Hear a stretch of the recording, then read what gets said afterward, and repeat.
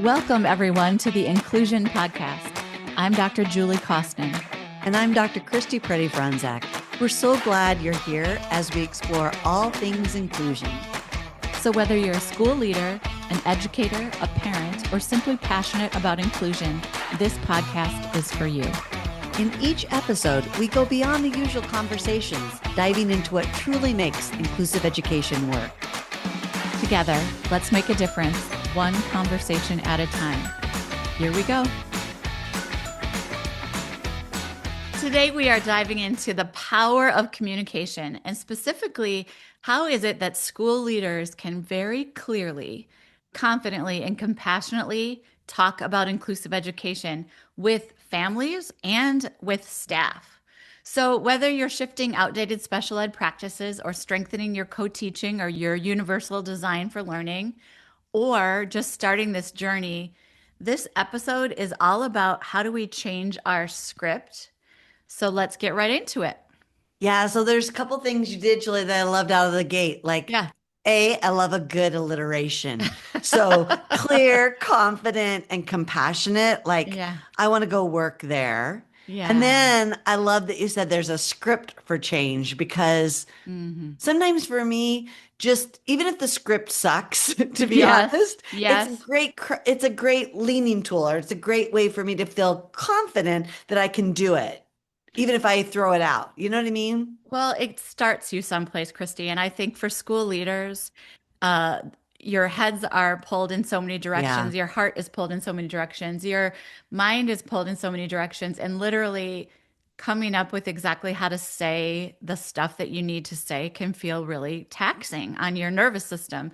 And so what we want to do is give you something today that will just help in many, many situations, give you a starting point about how to have these incredibly important conversations. Yeah. And these scripts that we're going to share in the download for this episode are really for people who have managed change successfully.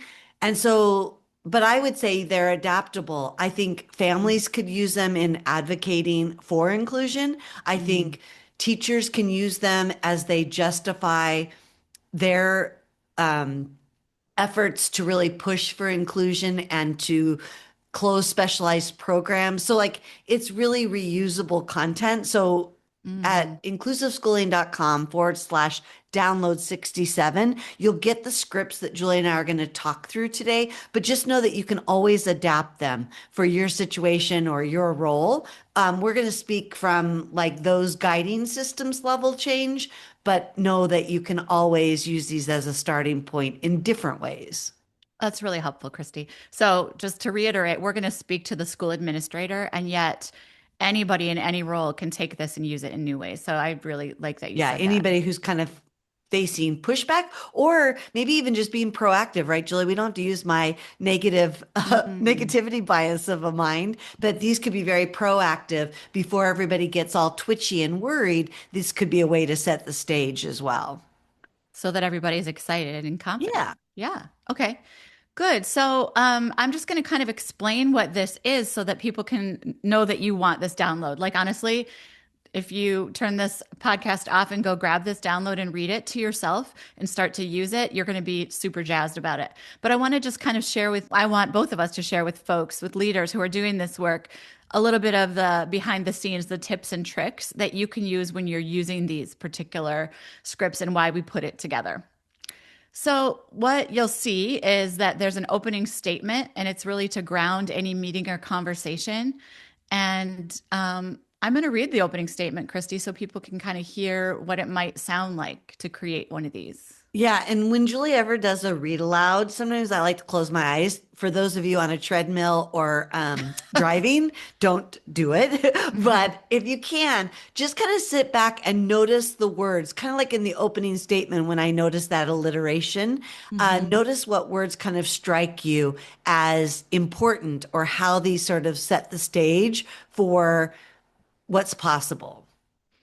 Yeah. And so picture in this particular case that you're a school leader and you're really committed to more inclusive practices, and you are saying this out loud to the entire staff.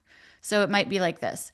We're shifting toward more inclusive practices because research shows students learn better when they have access to the full curriculum, access to meaningful peer interactions, and access to tailored support within the classroom.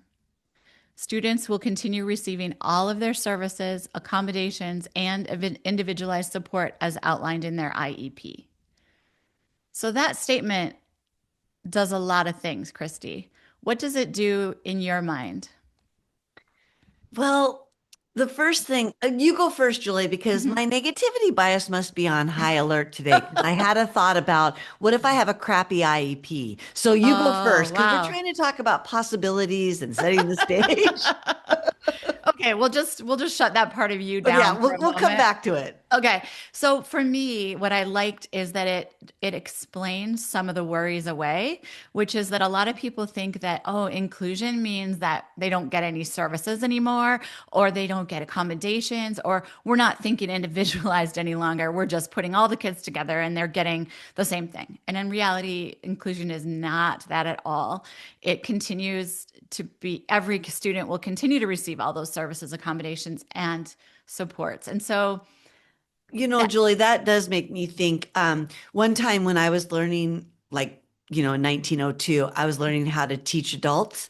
yeah. One of the things that our facilitator said is that sometimes non-examples are as helpful as examples. Mm, So you just said it. You said what inclusion is not. yeah. So on this download, or in the download, on the last page, there Hmm. is a section of what inclusion is not. So if you go to inclusiveschooling.com/download 67 to get the handout Julie and I are talking about, it does have 5 bullets that talk about what Julie just mentioned about what it's not. And sometimes I think naming that or saying it is helpful for people. I also liked the word in what you read, Joel, that Hmm. said tailored, because sometimes I think we say individualized, personalized, and Hmm. then people think different Hmm. or hard or expensive or someplace else. Hmm. Hmm. So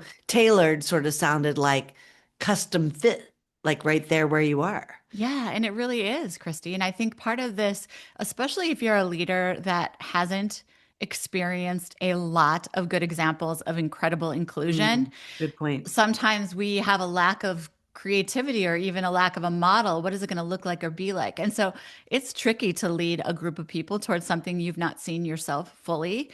And so it's just to remind yourself that all of this is very, very possible. And at the top of that particular piece that I wrote or that I read, it's about that research shows that students learn better. And it's like, we're not going to debate the research here, but we want you to know that this is not just a whim. This is not just for fun. This is a meaningful, well researched foray into something very important for our school system. Yeah, and I think that the research is such an important place to begin.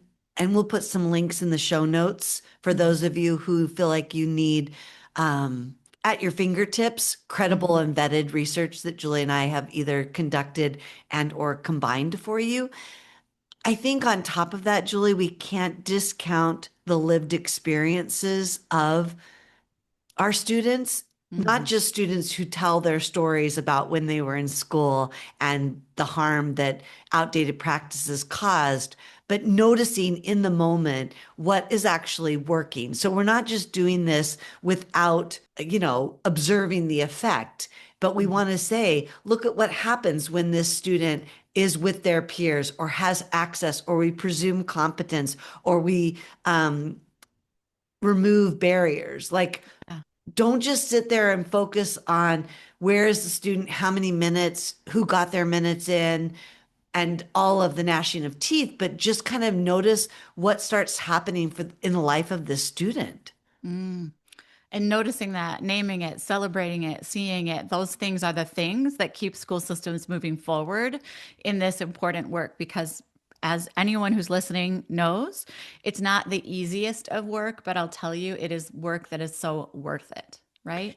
Yeah. And so Julie, let's go ahead and go to page 3 because you wanted to talk about IEPs and I brought up IEPs. So Yeah. again, at the download for this episode at inclusiveschooling.com/download 67, Julie's going to go down to the third page.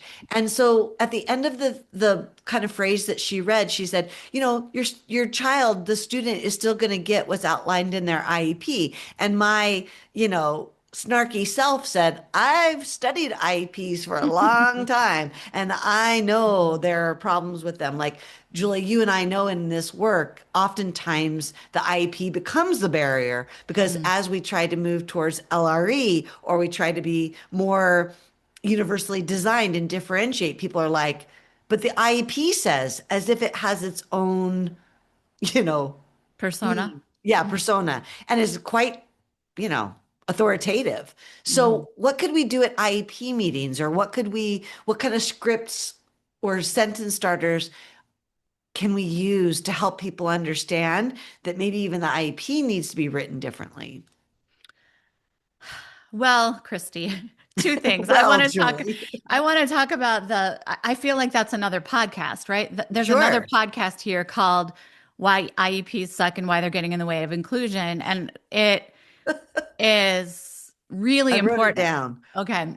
Um, but what we mean is often this is a revealing tab to people. When we start to do inclusive work, we start to say, oh, for example, this student is supposed to sort silverware.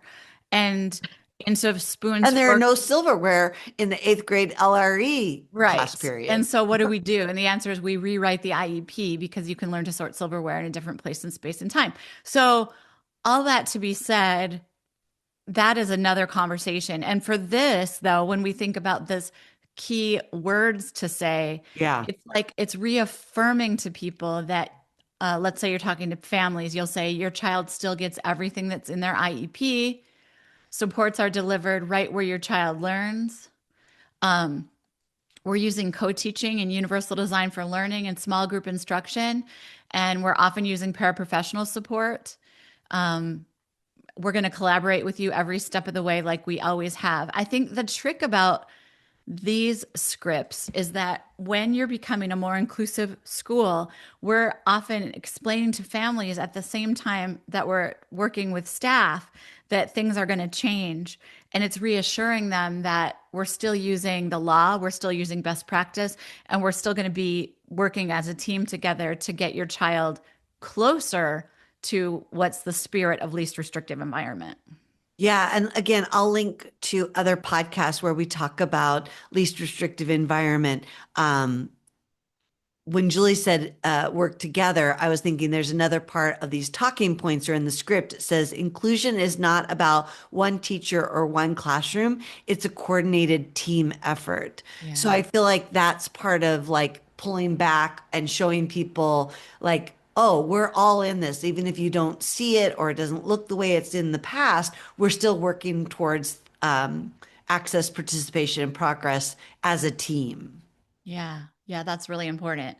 And it doesn't look the same. So it's very easy to calculate that the occupational therapist took your child down the hall for 33 minutes on a Tuesday, like they were supposed to, and then they returned them because we can track those minutes. But when that same occupational therapist has worked very closely with the general ed teacher and has worked on pencil grip, scissor grasp, all the different things, and they're just putting that in the day and they're making sure that the child gets about 32 minutes also, it's like it looks different. So sometimes people think, maybe they're not getting as much. Right. And when we've studied this, we've found that kids get more support in inclusive settings, not less support. And I would say even more instruction. Yeah. So, depending on how you define support, you could Hmm. say more specially designed instruction, more access, more friendship, more, goes on and on. I think I've told the story before, Julie, but when I was doing my dissertation again back in 1902, I was talking to a parent trying to get them to participate in the study and, well, their child, allow their Hmm. child to be in the study. And so I was explaining the purpose of the study was to look at the effects of embedding instruction around children's IEP goals within the daily routine. So I Yeah. had to explain what embedding was. And Uh-huh. this poor dad just kept looking at me. So I, of course, kept talking Mm-hmm. and trying to explain embedding. And then finally he said, I just don't understand. I was like, gosh, I have no other way to explain embedding. And he's like, what else would they be doing? Right. Like, Right. oh, sorry, friend. So usually they'll pull your kid out over Earthside for Uh-huh. X number of minutes and do some drill and kill, and then Mm-hmm. they'll go back to play and daily activities. So Yeah. we're gonna see if we can change that. I think the thing about that specific story is this is a parent of a child who's not experienced school yet. And so Yeah. that parent has no schema to understand pull out, pull over, pull aside. And they're like, it makes perfect sense to do what you're suggesting called Yeah. embedding. So why are you studying it? And it's like, well, that's a great question. Yeah. Well, it's to the point we always make, like, why are we still asking the question, is inclusion effective? You know, Correct. and why are we always looking for the exception to that rule when it's been like asked and answered a million times? All right, Julie, Yes. as we wrap up this Hmm. particular episode and we think about these scripts for Hmm. changing and for people to use, we've talked about, this kind of opening statement. We've talked about what inclusion is not. We've talked about how to use some of these scripts during an IEP meeting. What's like maybe your last tip for flipping the script or using this particular script? Yeah. So my last tip is kind of reminding yourself that you might need key messages that Mm. are kind of embedded, to use that phrase. Good one. Thank you. But embedded throughout, which is we're going to do this together. Some of it is that research shows that this is better. Some of it is telling people, like painting the picture. People say paint the picture done, meaning paint the picture so they understand that it's co-teaching, it's universal design for learning, it's small group instruction, it's still all the good things that we're talking about, and that's what makes it actually work. Because sometimes you have to paint a picture for, like, the example of your parent that you were talking to, or for an example of that administrator who hasn't seen it done beautifully yet.